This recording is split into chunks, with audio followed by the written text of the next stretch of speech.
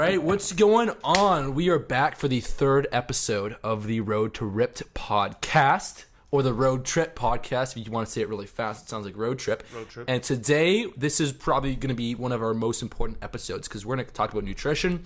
We're going to clear up a lot of myths. And the reality is, if you go anywhere, you go to the bookstore, you look at a book, you go and open up a magazine that's talking about dieting. You go on the internet, you know, really anywhere, any news source. Your in-laws' house. In-laws' house, you hear conversation. The sidewalk.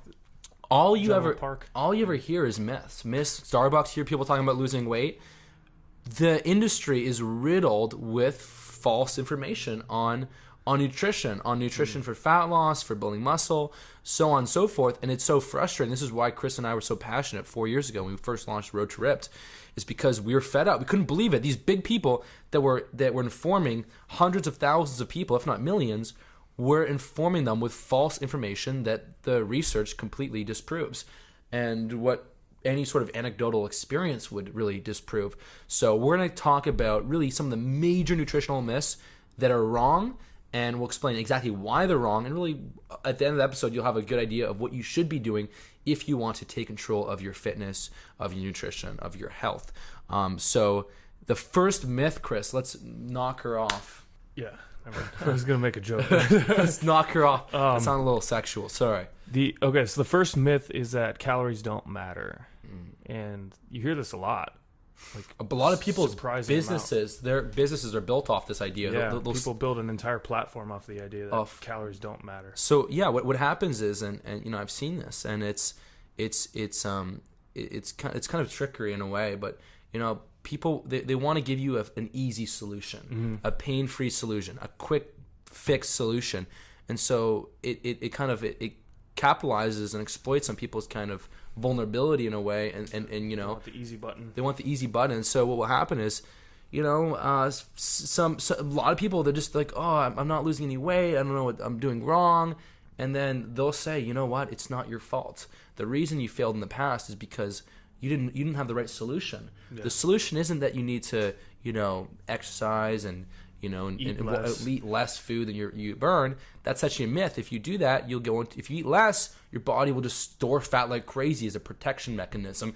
And so the key is, and I'm going to give you the key. The key is you have to stop eating these foods and only eat these foods, or you have to cut out the carbs. If you do that, your body will magically flip a switch and you'll be into fat burning mode. Yeah, anytime you hear that kind of stuff, just run the other way. Dude, I think like probably a lot of people listening were like, oh my God, really? What are the foods? Tell me. It sounds so good. Yeah, I think you were going down. You started to sound very convincing. Because you can sound convincing as a like, you know, these people, when they know how to craft their words in a way that sounds compelling, and they also they really exploit on the fact that, you know, when you're struggling, it sucks, and you know, you so badly want to be lean, and if you feel like, you know, nothing's really working. And this is the reason why nothing really works, because everyone will have some different reason about what to do to lose fat that doesn't involve calories, or doesn't involve calories. Some kind of special trick or something. When it really comes down to a couple things. I mean, the calories do matter. The thermodynamics involved, it matters. If you're consuming more energy than you're burning or expending, then you're going to gain fat. It's going to be stored. But the other issue, I think, is that people just aren't honest with themselves, and they're looking for. They say that they're not eating much, and then they're, you know, binging on the weekends or something, but they kind of selectively remember that, in that they are having all sorts of problems following all these diets. When in fact, the reason they have problems is they're not making it simple. And if you want to reduce it to the simplest method of dropping body fat, it's just energy in versus out.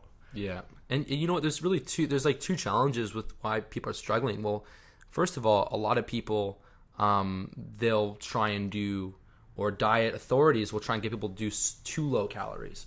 And then I get that. If someone says you got to eat 1,200 calories to get lean, I would go crazy on 1,200 calories. Cortisol goes very high. And I would believe, you know, and if I didn't know any better, I'd believe, like, you know, someone that says, oh, you know, if you diet, if you reduce your calories, you won't see results, because if you go too extreme, you're going to get burnt out, it will affect your metabolism if you diet too hard. And then finally, when you cheat, you're gonna overeat and you're gonna eat way more food than you want to because you've been burnt out and your leptin levels are so low, and so that's gonna cause you to gain weight. So when you go from one extreme to the other, that's actually what creates the phenomenon. But when you diet responsibly and smart, a lot of people, when they do my programs, they're surprised at how much they can eat while still being in a deficit. Yeah. They're like, oh my God, I don't even feel like I'm dieting. And it's because I get them to do stuff we'll talk about in a second.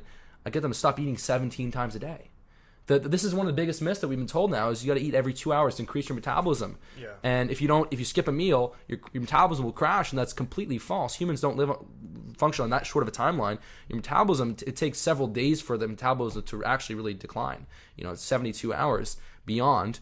But so when you're eating every 2-3 hours, it's impossible to be in a deficit. Getting people to fast, eat two big meals, a little bit of fruit, and all of a sudden you eat huge meals. You're in that perfect deficit where you lean down, but when you're training, you still put on muscle, put on strength, and the results are fantastic. But so that's, the first thing I want to say really was that that the myth about calories don't matter. And just to kind of disprove this and run this point home, if calories didn't matter, then how would you get your dog to lose weight? What if you give your dog too much food, he gets fatter. If you don't feed your dog, he gets smaller. Humans, we're the same thing. If someone is lost on an island for a month and can't find food, is he going to magically get fatter? Nope. No, he's going to shrivel up. Yet the nutrition industry, it lies to you because it knows that, because that's what you want to hear. It pretty much gives you exactly what you want to hear. Oh my God, yes, I don't have to eat less. I just have to stop eating sugar or whatever. Or stop. Do this special random thing. And and the other thing is, we have about 50 years of well-conducted research to show that when people eat lower calories, they invariably lose weight without exception.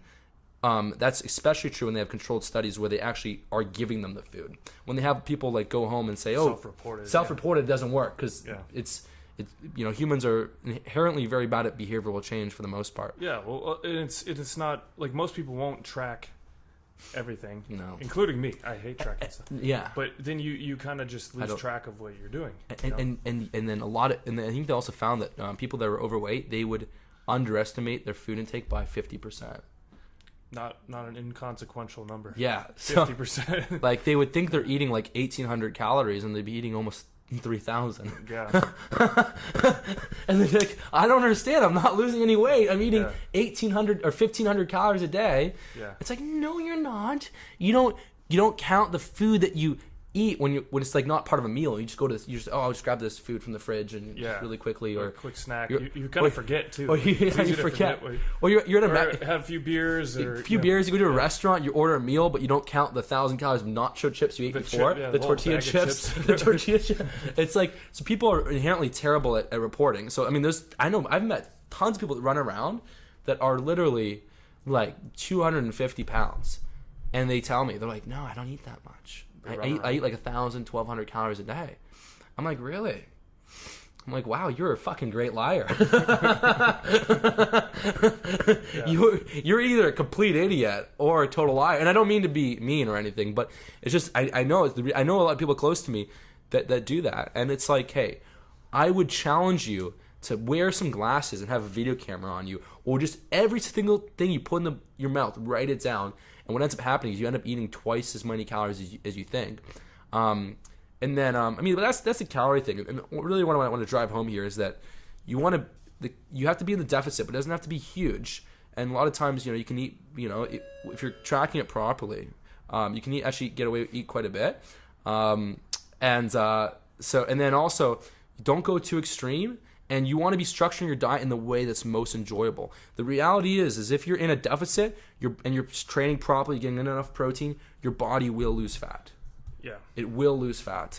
And so let's go on to the next thing about carbs making you fat. Yeah, that's another big myth. Is people just say that carbs are evil, sugar is evil, carbs make you fat. Mm-hmm.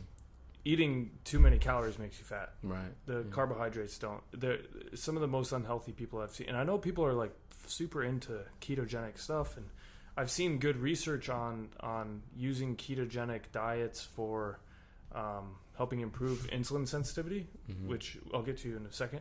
And intermittent fasting also helps. Which also there are other ways to improve insulin sensitivity.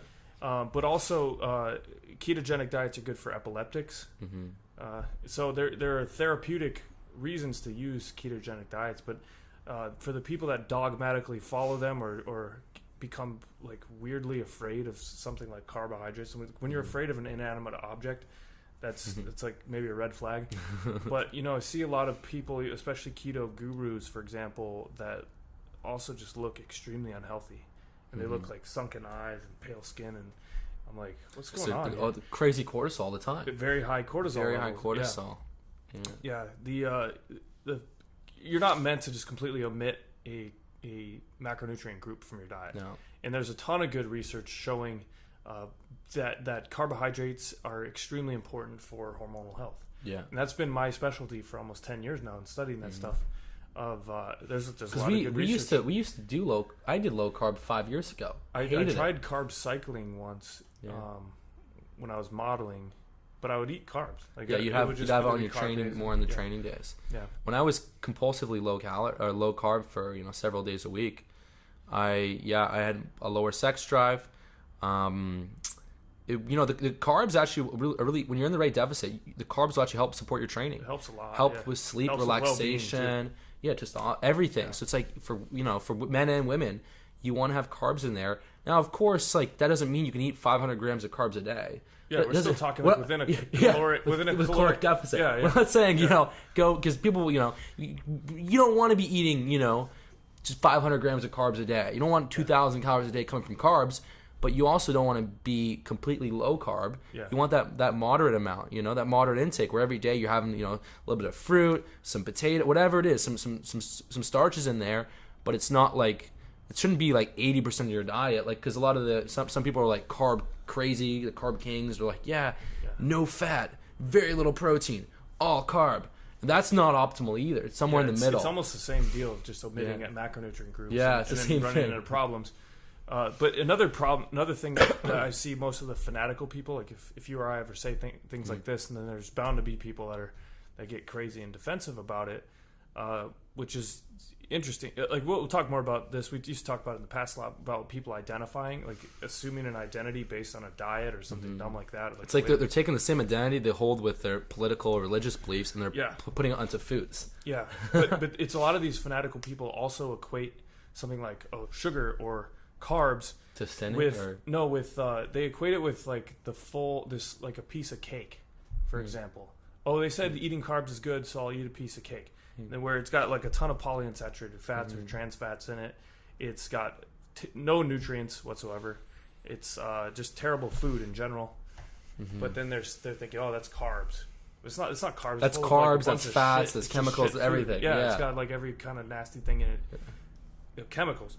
So we also, just so we don't get this misconstrued, is there's also an element of you need to have a lot of micronutrient density in your diet. Like you want to eat good food, eat whole good food. It's not that complicated. When you strip it down to the bare bones, you shouldn't be eliminating full macronutrient groups. You should not be eliminating full micronutrient groups either. You should also keep track of micronutrients. If you're deficient in micronutrients, they're really the raw materials that your hormones and your metabolism need to fully function and keep your body running. So if you're deficient in these things because you're eating cake all the time, or if you're eating or if you're cutting out a macronutrient, out a full macronutrient, especially carbohydrates. If you get carbohydrates from whole food sources, they're usually extremely rich in minerals, vitamins and minerals, like fruits, for example. Even things like potatoes, sweet potatoes, very, very. So a lot of people end up skimping on this stuff, and they either eat like a ton of fat, or like super high fat diet, or a super high protein diet, and they end up skimping out, and they become very deficient in a lot of things. And it's funny because same thing with cutting out fat too. People cut out either fat or protein. There's a lot of nutrients there too. Yeah, and it's like you really need to strike a balance between all of them, and then keep it within a caloric range that is good for your goals, whether you want to gain muscle or lose fat. It's not rocket science. It's really anyone who tries to tell you it's rocket science is lying to you. So they don't know any better. No, so at this point, we've talked about how calories do matter. You don't want to be too big of a deficit.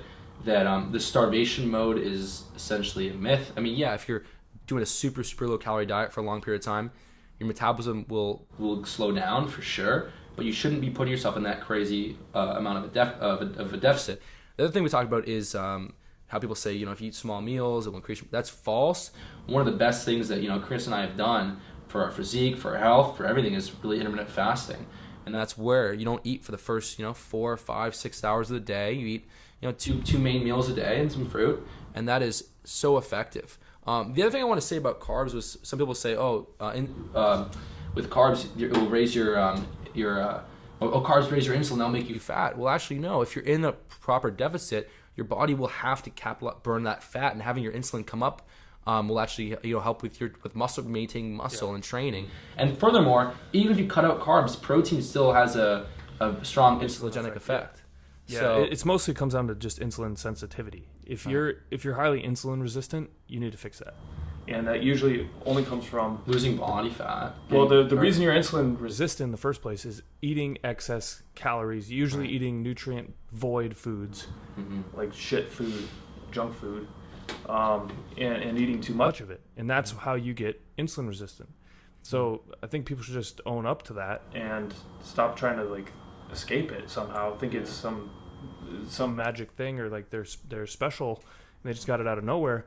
If you're just honest about it and then you start doing the right things, you're gonna naturally improve your insulin sensitivity. If fasting's a really good one. If you're fasting and you're eating to lose fat, so you're in a little bit of a deficit, you'll have pretty solid insulin levels. You can't have too much insulin if you're in a deficit. Yeah.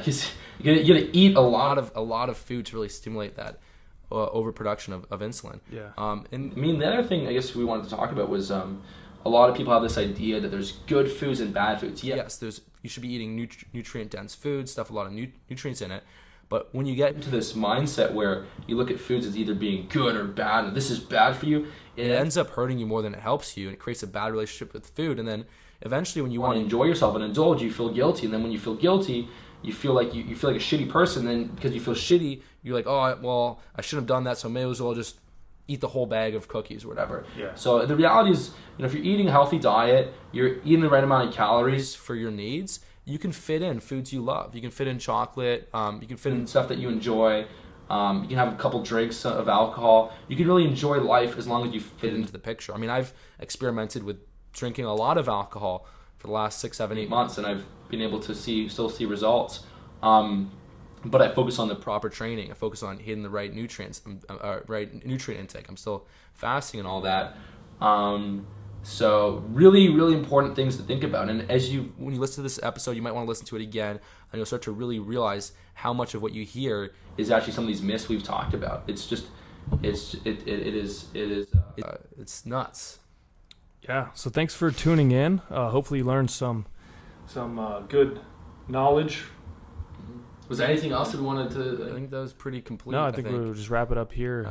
Yeah, if you haven't subscribed yet, go ahead and subscribe on iTunes or on Stitcher or on YouTube. We're going to have it around. You could just Google Road to Ripped Podcast too and check it out.